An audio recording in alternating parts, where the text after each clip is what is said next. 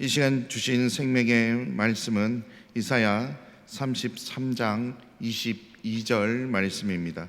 이사야 33장 22절 말씀입니다. 대저 여호와는 우리 재판장이시요 여호와는 우리에게 율법을 세우신 자시요 여호와는 우리의 왕이시니 우리를 구원하실 것임이니라. 이는 하나님의 말씀이니라. 아멘. 시몬 안나 성가대 찬양이 있겠습니다.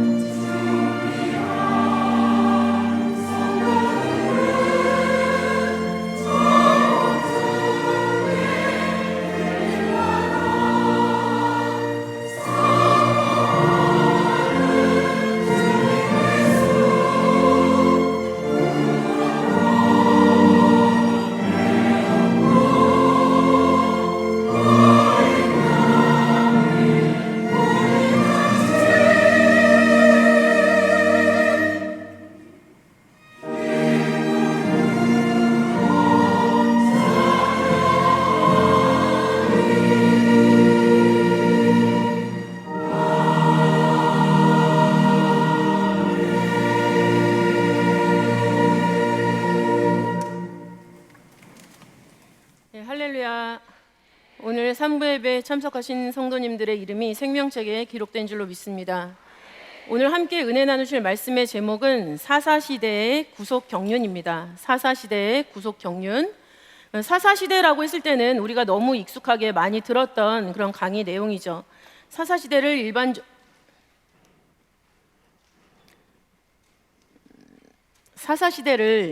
일반적으로 우리가 몇 년부터 몇 년까지로 생각하고 있을까요? 몇 년부터 몇 년까지로 생각하실까요? 저 잠시만 죄송합니다. 애니메이션이 안 돼. 사사시대는 주전 1390년부터 1050년까지 우리가 340년으로 알고 있죠. 그래서 주전 1390년부터 1050년까지 340년을 사사시대로 알고 있는데, 주전 1390년이라는 것은 모세를 이어서 지도자의 역할을 감당했던 여호수아가 죽은 해죠. 그리고 1050년은 이스라엘의 왕정 시대가 시작됐던 해가 1050년입니다. 그래서 일반적으로 사사 시대를 우리는 1390년부터 1050년이라고 생각을 하고 있습니다. 그때의 모습들은 범죄, 징계, 회개, 구원, 망각, 재범죄가 반복되는 그런 시대였죠. 이런 현상이 나타났던 이유를 사사기 17장 6절과 그 다음에 사사기 가장 마지막 장, 가장 마지막 절, 사사기 21장 25절 말씀 보시면은 그때 왕이 없으므로, 이스라엘에 왕이 없으므로 사람들이 각각 그 소견에 옳은 대로 행하였더라라는 말씀으로 마지막을 기록을 하면서 사람들이 이스라엘에 왕이 없었다, 그렇기 때문에 자기 소견대로 옳은 대로 행했다, 그 결과 저런 사사시대 악순환의 고리가 끊어지지 않고 계속 순환하고 있었다라는 것을 우리는 여태까지 배워왔습니다. 그러나 앞부분에서 보면은 범죄에 대해서 하나님이 징계하셨다라는 부분을 보면은 이스라엘에 참 왕이신 하나님이 없었다라는 게 말이 되지 않죠. 또 이것에 대해서 이스라엘 백성들이 회개라는 걸 했습니다. 이스라엘 백성들은 분명히 하나님이 계시다라는 것을 알고 있었다라는 것이죠. 오늘 본문 말씀을 보시면은 이사야 33장 22절이죠. 여호와는 우리의 재판장이시요 사법권자십니다, 하나님께서. 그리고 하나님이 우리에게 율법을 세우셨죠. 입법권자라는 말씀입니다. 그리고 여호와는 우리의 왕이시다, 행정수반이 되신다라는 거죠. 그래서 이 세 가지 합하여서 우리가 주권자라고 얘기를 하죠. 주권자, 하나님께서 우리의 주권자가 되시는데 이 주권을 가지고 우리에게 무엇을 해주시는가? 바로 우리를 구원해 주신다라고 말씀을 하고 있습니다. 그렇기 때문에 사사시대 안에서 아무리 사람들이 자기의 소견에 옳은 대로 행했다 할지라도 하나님이 안 계셨던 것이 아니라 매 순간 같이 동행하시면서 그 죄악의 길로 가고 있는 이스라엘 백성들을 어떻게 하면 구원을 할까, 율법을 만 가지로 기록을 하시면서 이끌어 주셨다라는 것을 우리는 확인할 수가 있겠습니다. 그 다음에 사사시대에 대해서 이제 구체적으로 살펴보도록 하겠습니다. 사사시대는 예수님의 족보에서 생략된 시대로 우리가 체크하고 있죠. 마태복음 1장 5절 말씀 보시면은 살몬은 라합에게서 보아스를 낳고 보아스는 룻에게서 오벳을 낳고 라는 말씀을 기록을 하고 있습니다. 여기에서 살몬과 보아스 사이가 큰 격차를 보이면서 생략이 되고 있죠. 왜냐하면 살몬의 아내가 라합이지 않습니까? 근데 그 라합은 여호수아 2장 1절과 6장 25절 말씀 보시면은 여리고성의 기생으로 나타나 있어요. 이스라엘 백성들이 가나안 첫 번째 정복한 성이 여리고성이었는데 그 여리고성 정복할 때 이 라합의 도움을 받았다라는 거죠. 그렇기 때문에 그 남편 되는 살몬은 바로 가나안 정복 초기 인물, 주전 1406년경 사람이라는 것을 우리는 짐작할 수가 있습니다. 그리고 보아스는 어느 시대쯤의 사람인가라는 것을 생각하려면 룻과 결혼해서 오벳을 낳고 그 다음에 오벳이 이새를 낳고 이새가 다윗을 낳았다라고 기록을 하고 있죠. 근데 다윗은 사실은 이새의 8번째 아들이에요. 첫 번째 아들은 엘리압이죠. 그래서 이 다윗으로부터 거슬러 올라가면은 보아스가 어느 정도의 연대의 사람인지를 우리가 알 수가 있습니다. 우리가 다 아는 것처럼 다윗은 1010년에 왕이 되었습니다. 그리고 사무엘하 5장 4절 말씀 보시면은 다윗이 왕이 됐을 때가 30세라고 기록을 하고 있죠. 그래서 이 1010년에다가 30년을 거슬러 올라갔을 때 나타나는 1040년이 바로 다윗의 출생 연대가 되겠습니다. 여기서부터 이제 거슬러 올라가는데요. 엘리압과 다윗 첫 번째 아들, 그 다음에 8번째 아들이죠. 이 차이를 우리가 대략 10년으로 생각을 하고 그 다음에 한 세대의 격차는 25년으로 보지 않습니까? 그래서 이새와 엘리압 사이가 25년, 그리고 오벳과 이새 사이가 역시 25년, 그리고 보아스와 오벳 사이도 한 세대의 간격이 되겠죠? 이때도 25년이라고 생각을 해서 이 1040년으로부터 10년, 25년, 25년, 25년 총 85년을 거슬러 올라가게 되면 보아스는 대략 주전 1125년경의 사람이다라는 것을 알 수가 있죠. 그래서 주전 1406년 살몬의 시대죠. 그 다음에 보아스의 시대 주전 1125년의 차이는 약 281년 정도라고 생각을 할 수가 있습니다. 그래서 사사시대가 예수님의 족보에서 생략되었다라고 했을 때 우리가 처음에 살펴봤던 1390년부터 1050년까지 통째로 빠진 것이 아니라 살짝 걸쳐서 일부분이 생략되어 있다라는 것을 우리가 확인할 수 있다라는 거죠. 그래서 사사시대는 너무나 악했기 때문에 예수님의 족보에서 생략된 시대, 그러나 그 면면을 우리가 정확하게 알아야 되기 때문에 성경에는 사사기로 정확하게 기록이 되어 있습니다. 그다음에 두 번째, 사사시대는 하나님을 인정하지 않았던 시대입니다. 하나님을 인정하지 않았던 시대다. 사사기 2장 7절과 10절 말씀을 보시면은 큰 차이를 느낄 수가 있죠. 사사기 2장 7절에서는 여호수아가 죽고 또 하나님이 이스라엘을 위해서 어떤 역사를 하셨는지 목격한 사람, 저기 보시면은 본자에 사는 날 동안에는 여호와를 섬겼더라라고 기록을 하고 있죠. 이렇게 목격한 사람들, 체험한 사람들이 살아있을 때는 하나님을 섬겼어요. 그러나 10절에서 보니까는 그 세대 사람도 다 그 열주에게로 돌아갔고 그 후에 일어난 다른 세대가 나옵니다.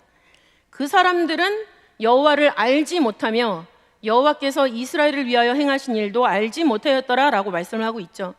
그러면 목격한 세대와 목격하지 못한 세대는 몇 년 차이가 날까요? 한 세대 차이라고 생각하면 25년이에요. 그런데 마지막 생존자, 그 목격한 사람 마지막 한 사람이 죽고 나자마자 태어난 아이들과 그 간격을 치면 1년이 채 안 될 수도 있다는 얘기죠. 그러니까 이거는 제가 왜 말씀드리냐면 급속도로 사람들이 하나님을 무시하고 잊어버리는 그런 상태로 들어갔다라는 것을 우리가 깨닫기 위해서입니다. 알지 못했다. 진짜 알지 못할까요? 오늘은 6.25죠. 우리는 6.25를 경험한 세대가 아닙니다. 그런데 6.25를 알고 있어요.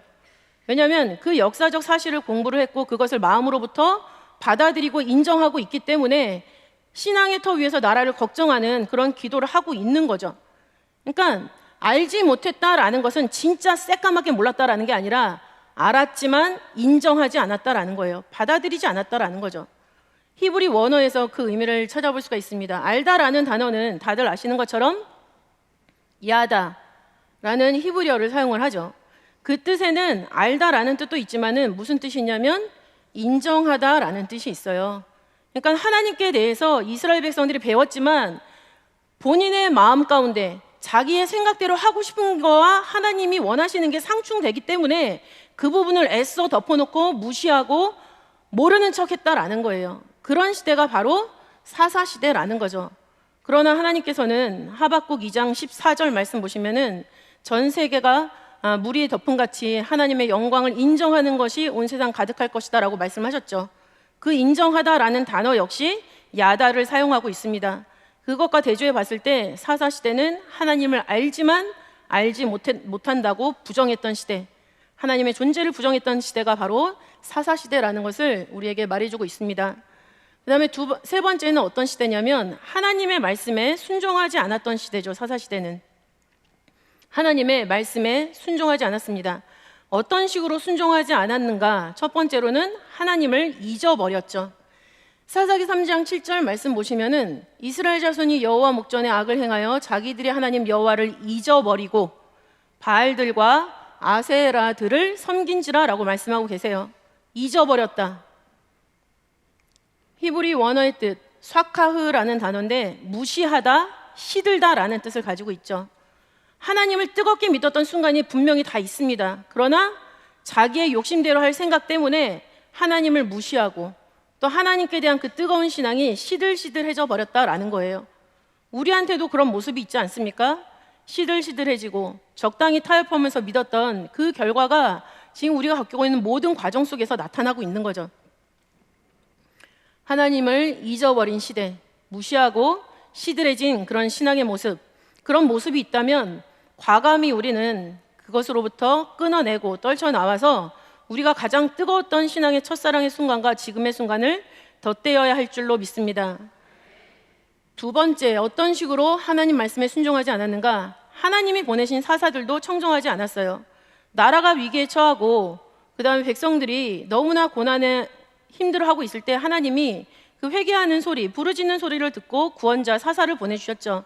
근데 구원할 때만 반짝 사사를 좇았을 뿐 그 이외의 순간에 다시 평안이 찾아왔을 때는 역시 그 사사들이 하나님의 말씀을 증거하는 그 모든 것을 청종하지 않았다라는 것을 사사시대는 우리에게 말씀을 해주고 있습니다. 사사기 2장 16절부터 17절에 기록을 하고 있죠.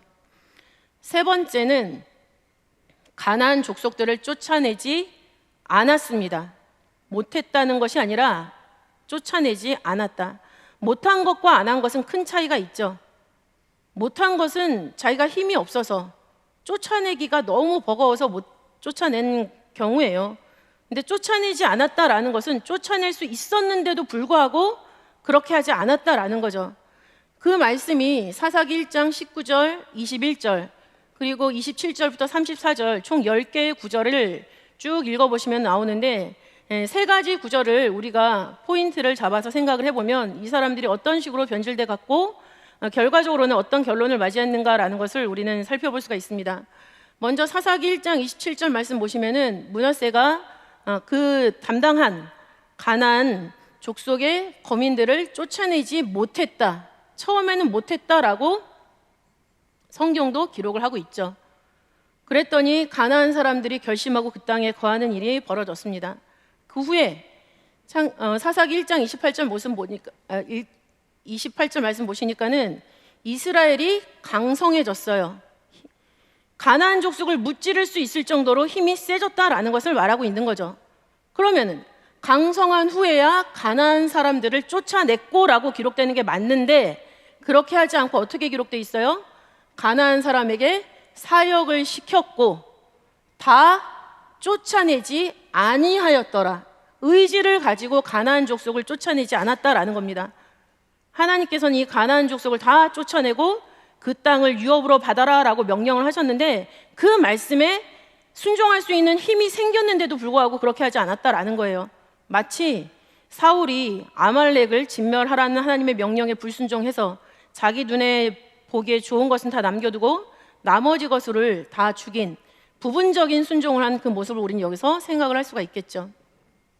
그렇게 선택적인 순종, 사실은 불순종이죠. 이런 모습을 하다 보니까 1장 34절 말씀에 아모리 사람이 단 자손을 산지로 쫓아들이고 산 꼭대기로 올려보냈다라는 거예요. 그리고 골짜기로 내려옴을 용납하지 않았다. 지네들이 뭔데? 가나안 족속은 하나님이 내쫓으러 간 그런 족속이에요. 그런데 애매모호한 태도를 취하면서 타협하는 모습을 보이니까는 이 가나안 사람들이 우습게 보고 이제는 쫓아들이고 산지로 골짜기로 내려오지 못하겠다. 그래서 골짜기는 평지라는 의미예요. 공동 번역을 보시면.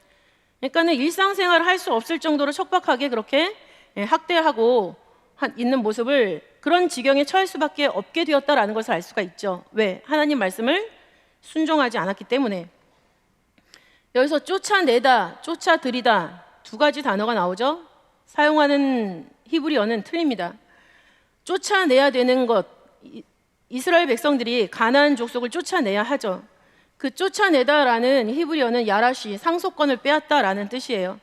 그러니까는 이스라엘 백성들이 가나안 족속을 쫓아내야 된다라는 것은 뭐냐면 그들로부터 상속권을 빼앗아서 장자권을 빼앗아 오는 것과 같은 일로 하나님이 생각을 하셨다라는 거죠.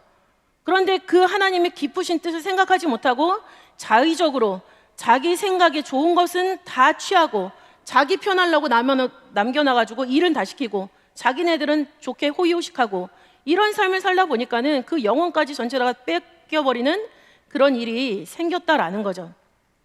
그러면 가나안 사람들, 아모리 사람이 단자손을 산지로 쫓아들였다라고 했을 때 이 쫓아들이다는 무슨 뜻일까요? 라하츠, 압박하다, 학대하다라는 뜻을 가지고 있어요. 우리가 상속권을 빼앗아 오지 못하고 장자권을 회복하지 못한 상태에서는 세상의 종이 될 수밖에 없어요. 그러면은 그들로부터 우리가 학대받고 압제받을 수밖에 없는 그런 현상이 벌어지는 거죠. 이런 현상이 이스라엘 백성들에 의해서 펼쳐졌다라는 것입니다. 그 다음에 네 번째, 어떤 식으로 순종하지 않았는가? 사방에 있는 신들을 다 우상 숭배를 했어요. 이스라엘 백성들이 사방에 있는 다른 신들을 섬겼다. 가장 정확하게 표현하고 있는 것, 사사기 2장 11절부터 13절 전체인데 그 중에 12절 말씀 보시면은 다른 신, 곧 그 사방에 있는 신을 섬겼다라고 말씀을 하고 있죠. 사방에 있는 신, 사방에 있는 백성들의 신. 이것은 어떤 걸 말하냐면 이스라엘을 중심으로 둘러싸고 있는 모든 나라들의 신을 다 수입해서 섬겼다는 걸 말하고 있어요. 성경에 기록을 하고 있죠. 사사기 10장 6절 말씀 보시면은 입다의 시대 때 기록하고 있는 말이에요. 사사기 10장 6절, 이스라엘 자손이 다시 여호와의 목전에 악을 행하여 바알들과 아스다롯과 아람의 신들과 시돈의 신들과 모압의 신들과 암몬 자손의 신들과 블레셋 사람의 신들을 섬기고 여호와를 버려 그를 섬기지 아니하였으므로. 여기 나와 있는 아람, 시돈, 모압, 암몬, 블레셋, 그 다음에 바알과 아스타롯은 애굽의 대표적인 신들이죠. 그러니까 이스라엘을 중심으로 둘러싸고 있는 모든 나라들의 신을 이스라엘이 다 수입해서 하나님을 버리고 그 엄청나게 많은 신을 섬기기 시작했다라는 거죠. 가장 하나님을 가슴 아프게 했던 신, 사사기 8장 33절에 있는 바알브릿입니다. 바알브릿. 이 사사기 8장 33절 말씀은 기드온이 죽은 후에 일어난 현상을 기록하고 있는 거거든요. 이스라엘 자손이 돌이켜 바알들을 음란하게 위하고 또 바알브릿을 자기들의 신으로 삼고 라고 말씀을 하고 있습니다. 바알브릿, 어떤 신일까요? 계약의 바알이라는 뜻을 가지고 있는 신이에요. 그러니까 바알이 어떤 기능을 하고 있어요? 계약을 한다는 얘기예요. 계약. 이스라엘 백성들은 기본적으로 누구랑 계약 관계 있습니까? 하나님과 계약 관계에 있는 백성들이에요. 하나님이 계약을 해주셨기 때문에 이스라엘이라는 나라가 지금도 사람들의 입에 회자되고 있는 거죠. 그런데 그 언약을 파기하고 누구랑 언약을 하겠다는 뜻입니까? 바알과 언약을 하겠다는 뜻이에요. 그런데 이 바알브릿은 어디서 섬기는 신이냐면 세겜에서 섬기는 신이에요. 세겜. 세겜은 아브라함이 하나님이 내가 너에게 지시할 땅으로 가라 라고 명령해서 쭉 갔을 때 가나안에 들어갔죠. 들어가서 가나안에서 처음으로 나타나신 장소가 바로 세겜이에요. 그러면서 이 땅을 너의 자손에게 주겠다라고 약속을 하셨죠. 세겜은 그런 장소예요. 근데 그 아브라함에게 약속하신 그 세겜을 누가 샀습니까? 야곱이 사서 구두 계약을 실물 계약으로 바꿔놨어요. 그리고 그 땅을 누구한테 상속했죠? 믿음의 사대 요셉에게 상속을 했습니다. 그리고 요셉의 해골이 그 세겜의 묻힘으로 말미암아 횃불 언약이 1차적으로 성취가 된 것이죠. 게다가 이 세겜이란 장소는 여호수아가 자기 죽기 전에 이스라엘 장로들 모든 백성들을 모아놓고 나와 내 집은 하나님만을 섬기겠다. 너네들은 어떻게 할 거냐라고 물어봤어요.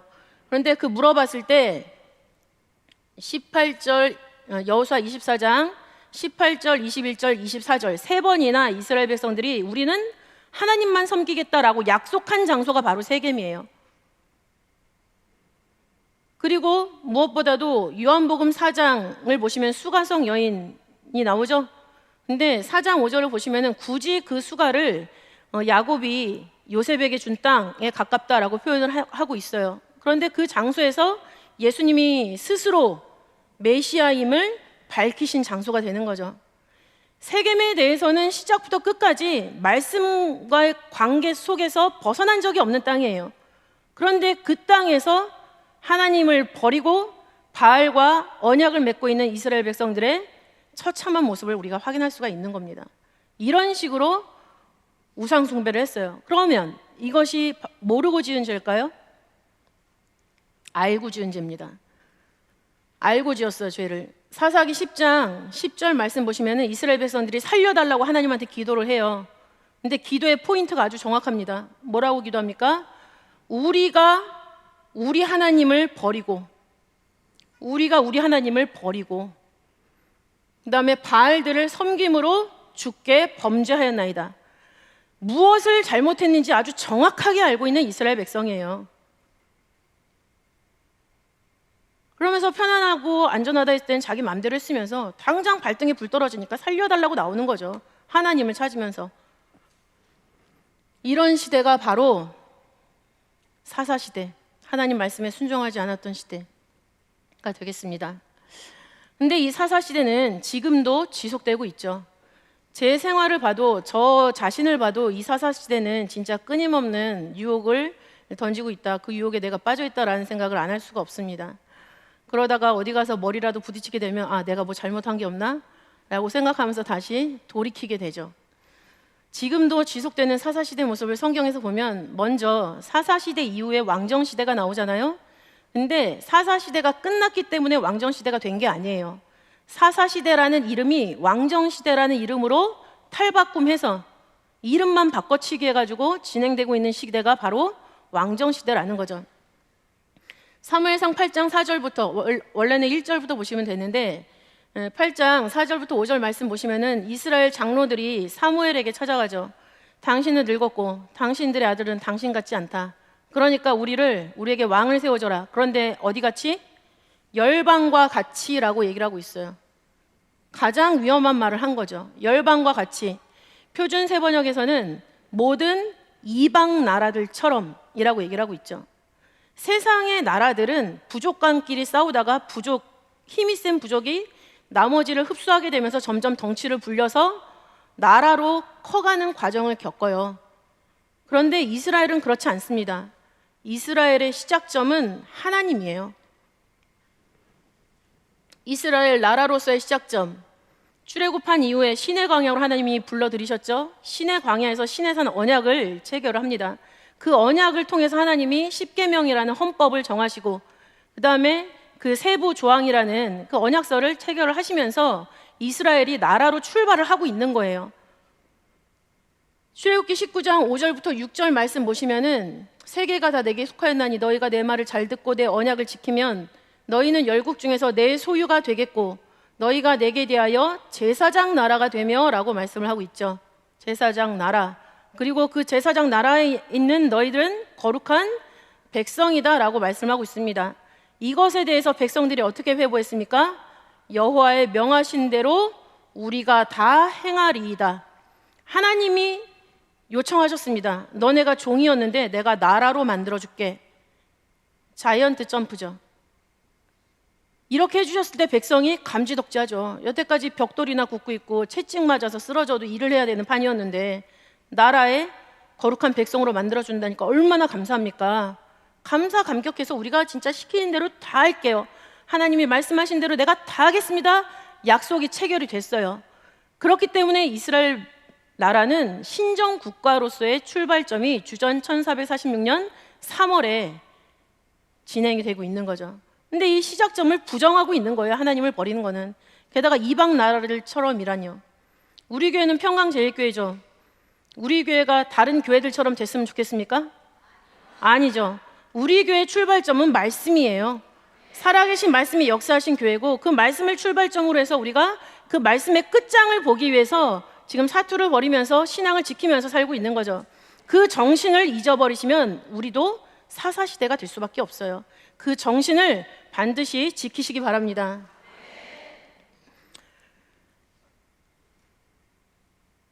그리고 하나님을 인정하지 않음으로 시작된 왕정시대, 아까 이제 사무엘에게 가서 이렇게 따졌다라는 거죠. 근데 그것에 대해서 하나님이 어떻게 말씀하셨는가?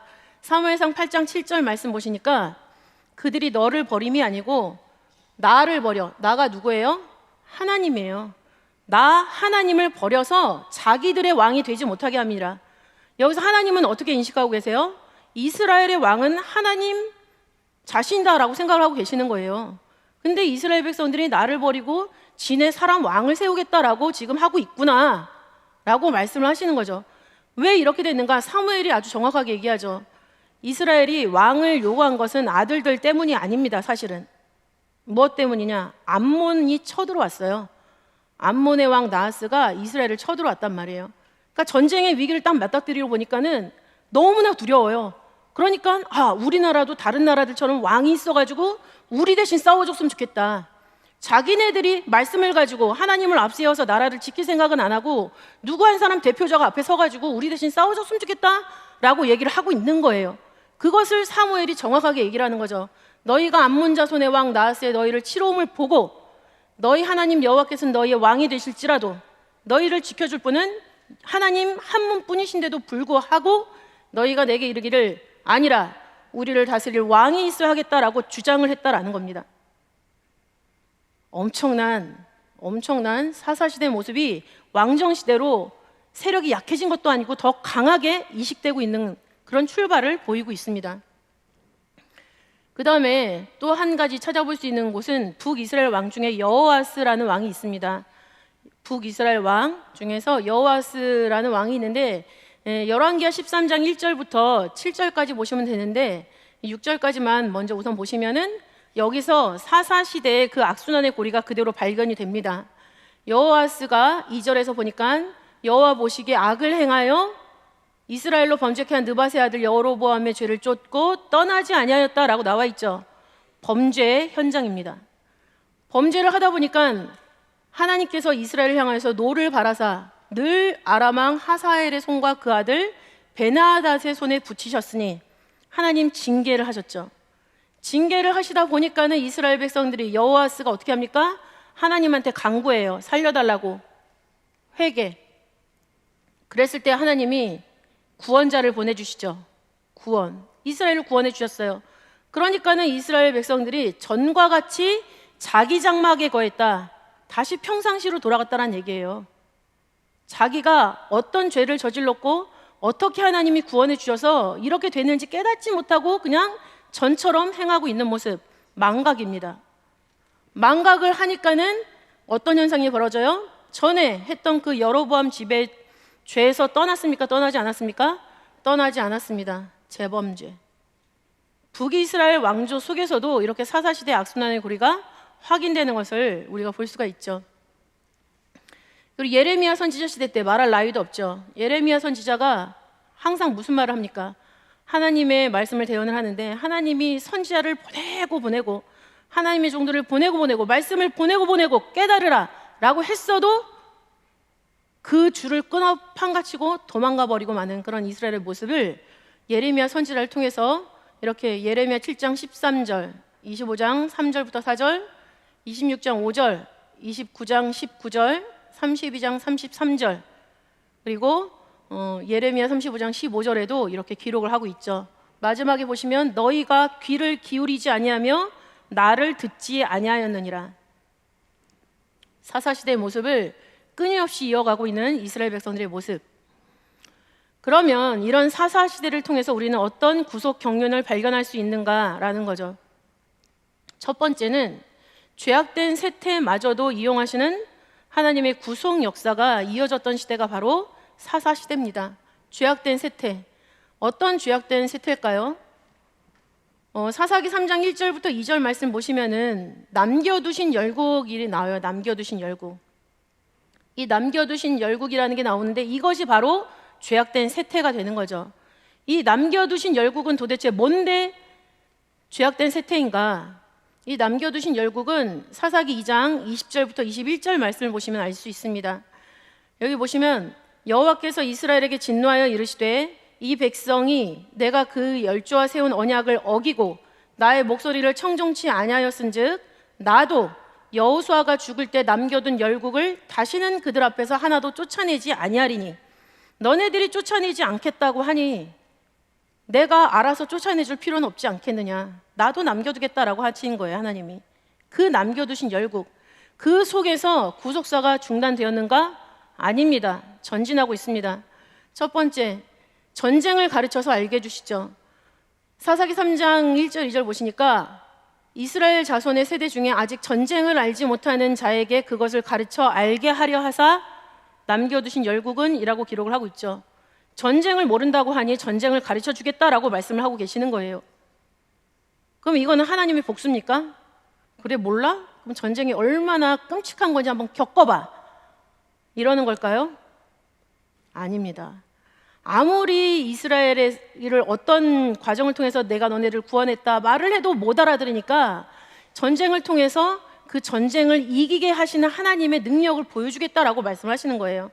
한마디로 말해서 전쟁을 가르쳐 알게 하시겠다라는 것은 뭐냐면 전쟁을 이기는 원리를 가르쳐 주시겠다라는 거죠. 전쟁을 이기는 원리가 뭡니까? 하나님이에요. 하나님. 전쟁을 이기는 원리는 하나님. 왜냐하면 민수기 21장 14절 말씀 보면은 여호와의 전쟁기라는 책이 나오거든요. 이스라엘의 출애굽하는 모든 과정, 광야 가운데서 싸워주신 대신 싸워주신 하나님의 역사를 여호와의 전쟁기에 기록을 했다라고 민수기 21장 14절은 말씀하고 있어요.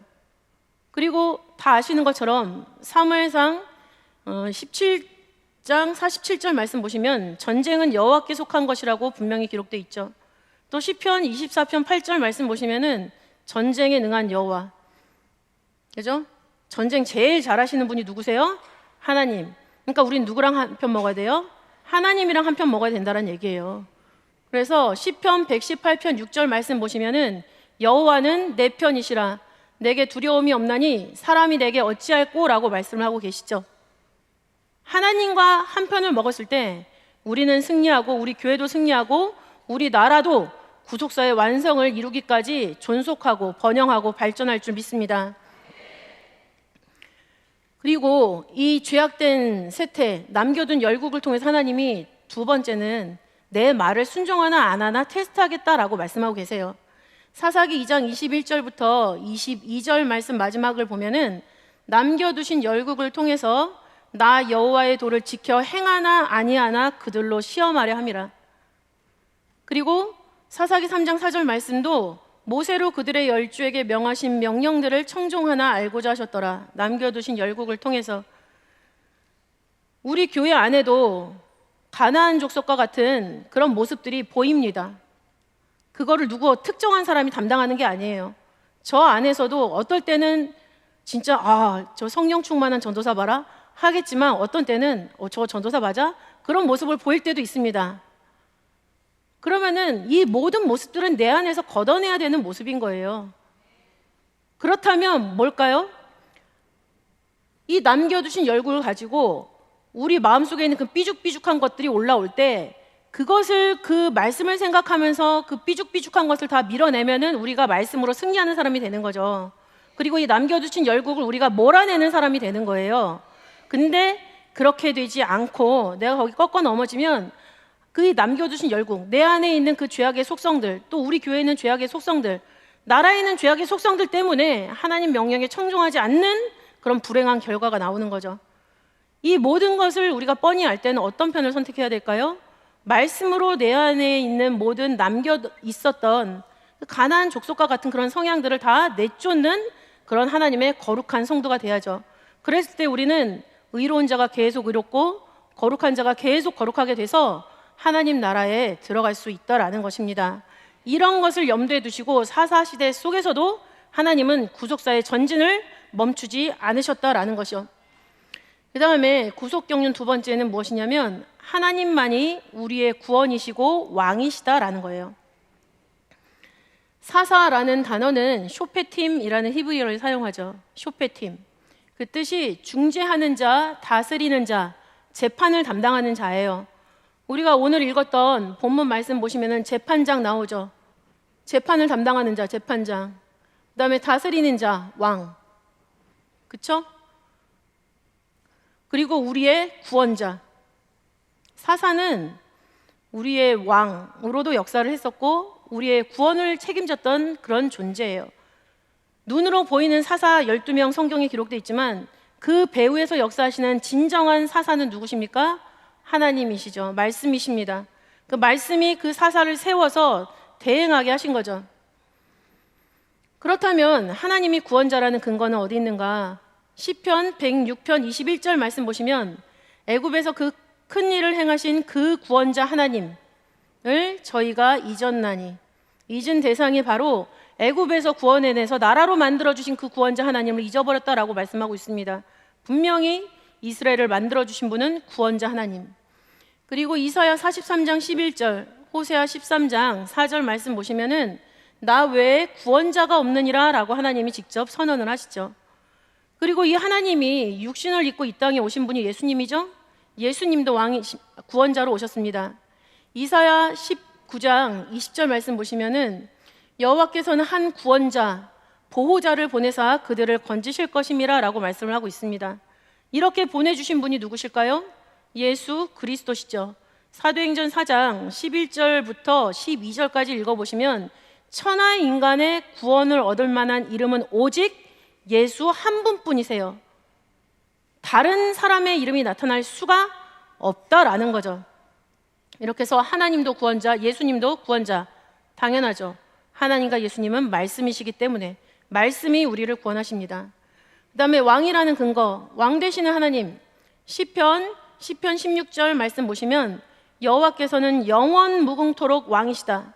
내가 인지하고 있을 때만 왕이 아니라 내가 인지하지 못하고 있을 때도, 내가 인정을 하든 안 하든 하나님은 항상 왕이시라는 거죠. 그러나 하나님이 나의 왕이시라는 것을 항상 생각하고 살면 그 사람에게는 사사시대가 없겠죠. 예레미야 10장 10절 말씀을 보시면 오직 여호와는 참 하나님이시오 사시는 하나님이시오 영원한 왕이시라 라고 기록을 하고 있습니다. 우리의 영원한 왕 하나님. 그리고 마지막에 오시는 재림에 관련해서도 디모데전서 6장 15절 말씀은 그 하나님이 바로 만왕의 왕이시다라고 말씀을 하고 있습니다. 이와 같은 기록을 예수님에게서도 발견을 할 수가 있죠. 예수님, 왕이신 예수님은 탄생부터 왕으로 태어나셨습니다. 마태복음 2장 2절, 헤롯이 눈이 벌게 가지고 찾았죠. 그리고 동방박사도 와서 찾았습니다. 뭐라고 찾았을까요? 유대인의 왕으로 나신 이가 어디 있느냐. 예수님은 왕으로 탄생하셨어요. 그 다음에 십자가를 담당하실 때도, 이 세상에서 마지막 그 시간을 가실 때도 유대인의 왕으로 가셨습니다. 마태복음 27장 11절, 총독이 묻죠. 내가 유대인의 왕이냐? 예수님이 내 말이 옳도다라고 말씀을 하셨어요. 인정하셨다라는 거죠. 왕으로 태어나셨고 왕으로 십자가를 담당하고 계십니다. 그야말로 우리의 구원을 책임지시는 왕이신 그런 말씀의 모습을 볼 수가 있죠. 그리고 재림하실 때도 왕으로 오십니다.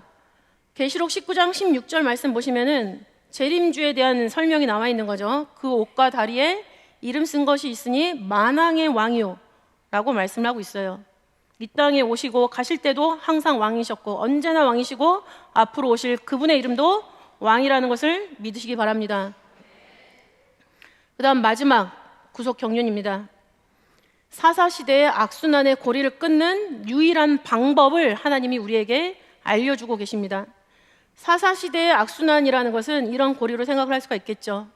죄를 짓고 징계를 받고 회개를 하고 또 구원을 받습니다. 그러나 다시 망각하면서 재범죄의 길로 가죠. 이 서클이 끊임없이 돌고 돌면서 지금까지 오고 있는 거예요. 사사기를 통해서 이걸 좀 깨닫고 제발 이 고리를 끊고 나와라라는 거죠. 그러면 이 고리를 끊으려면 어느 순간에 끊어야 될까요?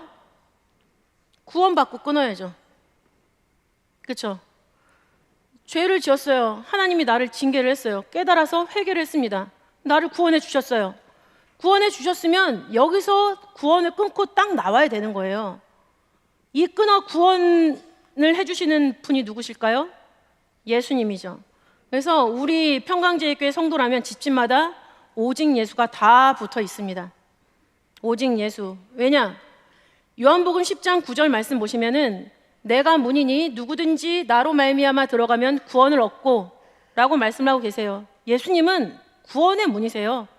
그러니까 예수님이 우리를 구원해 주셨으면 그 구원의 문을 통과해서 나와야 된다라는 거죠. 그 다음에 두 번째 뭘 해야 됩니까? 잊어버리지 말아야 되죠.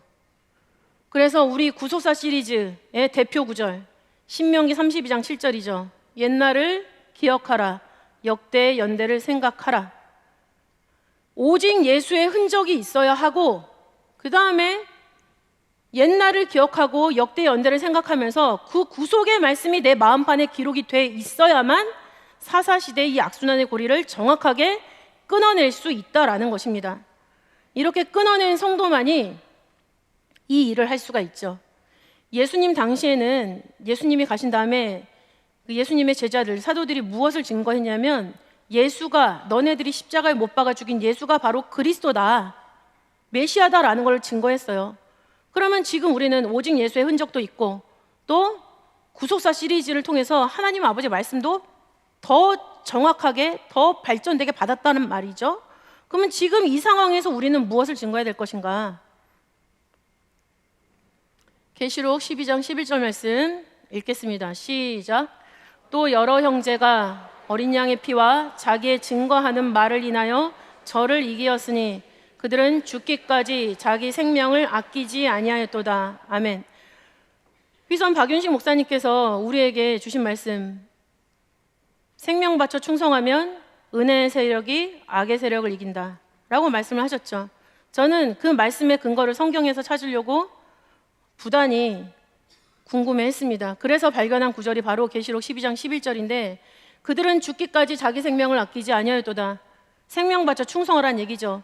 근데 무엇을 가지고 충성을 합니까? 어린 양의 피와 자기의 증거하는 말이에요. 지금은 제가 앞에서 혼자 이렇게 증거를 하고 있지만 여기 계신 분들도 구속사 시리즈를 받으셨잖아요. 그러면 구속사 시리즈는 성경에 있는 말씀을 어떤 식으로 증거하면 되는지 자세하게 풀어놔 주신 책이에요. 그러면 그 구속사 시리즈를 날마다 읽기만 하실 거예요? 날마다 듣기만 하실 겁니까? 그래가지고선 이길 수가 없어요. 분명히 자기, 누가 대신해주는 말로 거기 붙어서 내가 구원받는 게 아니라 내 입에 하나님 말씀을 증거할 수 있는 내용이 있어야 되는 거예요. 얼마 전에 영상 설교에서 우리가 배웠죠. 아이마스, 메시지 없이 뛰다가 저리가 해버렸다고 그렇게 말씀을 하셨잖아요. 내용이 있어야 된다는 겁니다. 어린 양의 피와 자기의 증거하는 말. 그러면은 저를 이겼다라고 했을 때 이 저는 누굴까요? 12장 11절인데 그 위에 9절을 보시면은 그 저의 정체가 나와 있습니다. 읽어보겠습니다. 시작. 큰 용이 내어 쫓기니 옛뱀 곧 마귀라고도 하고 사단이라고도 하는 온 천하를 꿰는 자라. 땅으로 내어 쫓기니 그의 사자들도 저와 함께 내어 쫓기니라. 이런 자들과 싸워서 우리가 이겨야 됩니다. 옛뱀, 큰 용, 마귀, 사단, 온 천하를 꿰는 자, 특징이죠. 그리고 그의 사자들, 그를 따르는 무리들이 있다라는 거죠. 이들과 싸우려면 뭘로 싸워야 돼요?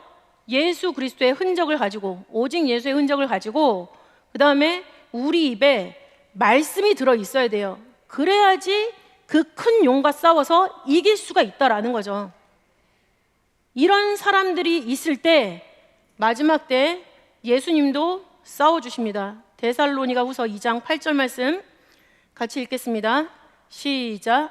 그때 불법한 자가 나타나리니 주 예수께서 그 입의 기운으로 저를 죽이시고 강림하여 나타나심으로 패하시리라 라고 말씀을 하고 있죠.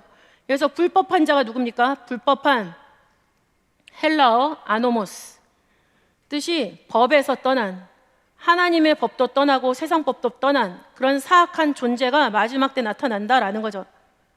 그런 존재가 나타났을 때 주 예수께서 그 입의 기운으로, 입의 기운은 뭡니까? 말씀으로 예수님도 그렇게 싸우신다라는 얘기예요. 예수님 초림 때 오셔가지고 사단과 싸울 때 신명기 8장 가지고 싸우셨어요? 그러면 여기 계신 분들은 이 마지막 때 큰 용과 싸울 때 몇 장을 가지고 싸우시겠습니까? 그 내용의 답을 찾으셔야 돼요. 그 답을 찾으셔야만 이렇게 험난한 이 마지막 때를 우리는 신앙으로 승리해서 그 나라에 갈 수가 있다라는 거예요. 꿈과 비전을 현실로 만드시기 바랍니다.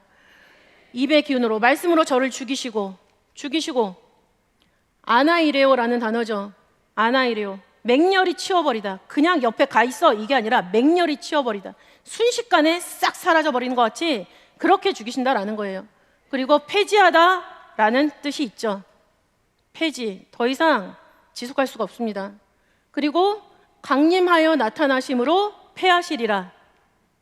패하다라는 헬라어는 카탈게오입니다. 무효로 만들다, 힘을 빼앗다, 활동하지 않게 하다. 하나님 아버지께서 마지막 때 우리에게 이런 불법한 자를 하나님이 직접 치워주시는 은혜의 역사를 우리에게 주신다라는 거예요. 그런데 전제 조건이 있습니다. 그게 뭡니까? 계시록 12장 11절을 우리가 했을 때 오직 예수의 흔적을 가지고 또 구속사 말씀을 우리 입에 담고 마음에 담고 누가 사단이 사람의 허울을 쓰고 온다 할지라도 그것에 대해 정확하게 말씀으로 딱 쫓아낼 수 있는 그런 성도의 죽기까지 충성하는 모습, 그 모습이 있었을 때 마지막 재림 때 이렇게 하나님이 강력하게 역사하시는 그것을 우리가 받아 누릴 수 있다라는 거죠. 이 모든 자격을 갖추기 위해서 부단히 노력하시는 우리 모든 성도님들이 되시기를 바라겠습니다. 기도하겠습니다. 사랑과 은혜가 풍성하신 아버지 하나님 감사드립니다. 아버지, 저희들을 어린아이가 아니라 장성한 자로 양육해 주셨고 또한 아버지 하나님 말씀을 지키면서 아버지 말씀의 구속사 완성을 위해서 아버지 그 모든 사명을 감당할 수 있는 힘과 능력을 주셨음에도 불구하고 저희들은 아직도 누가 무언가를 해줘야만 아버지 그것이 정말 올바른 신앙의 모습이라고 생각했던 그런 어리석음이 있었습니다. 아버지 하나님 또한 내가 아버지 저들보다는 잘한다, 내가 누구보다는 그래도 조금 낫다라는 그런 교만도 있었습니다. 아버지 하나님, 이제까지 저희들 마음 가운데 있던 모든 어리석은 생각들, 또한 하나님을 앞세우지 못하고 살았던 그런 모든 행동들의 순간, 또한 아버지께서 우리를 양육해 주시고 말씀을 넣어 주셨음에도 불구하고 그 말씀을 스스로 봉인하고 말씀을 증거하지 못한다라고 주저했던 그런 모든 나약함, 이 모든 것들을 아버지 앞에 내어놓사오니 아버지 용서하여 주시옵소서. 저희들 안에서 또한 우리 교회 안에서 나라 안에서 끊어버려야 되는 사사시대의 악순환의 고리가 있다면 아버지 이 순간 말씀의 좌우의 날성검으로 잘라주시고 아버지 끊어진 그것에 덧대어서 우리는 하나님 아버지 말씀을 적극적으로 전파하면서 아버지 구속의 완성을 위해서 힘차게 달려가기만을 고대하고 행동하는 그런 귀한 믿음의 성도들이 될 수 있도록 아버지께서 축복하여 주시옵소서. 아버지께서 이 시간 임재하시고 홀로 영광 받아주신 줄 믿고 감사드리며 사랑이 많으신 예수님 이름으로 감사 기도 올려옵나이다. 아멘.